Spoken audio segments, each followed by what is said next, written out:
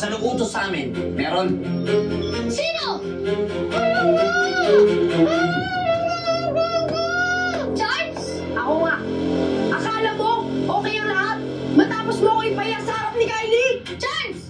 Baliw ka na talaga! Hindi ako baliw. Ikaw ang dahilan kung bakit ako nandito. Kylie! Oh! Ano yan, Jay? Ayos ba yung plano natin? Ayos! Alam niyo, bata. Kaya ba mas exciting na mangyayari? Ah! Matapang ka talaga, ha?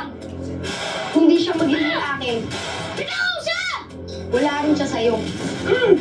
Tandaan mo! Wala ka sa teritoryo mo! Ah! Ah! Ah! Laso! Iskoy! Tama na! Sumama talaga, Charles! Huwag ka makialam. Kuya! Wala sa usapan to ah! Ang sabi ko lang, takutin niyo si Iskoy! Konting ganda lang ang mga ginawa niyo sa akin dati! Ikaw lahat gumawa nito? Oo! Pero hindi ko sinabing kidnapin si Kylie! Hindi ko sinabing pagbuhin si Iskoy! Napakadali mo naman utuin. Dali mo na. Ginamit lang kita. Tama na, Charles! Pakawalan mo na sila! At bakit ko naman gagawin yun? Ngayon pa nga lang nagsisimula eh. Kuya! Ako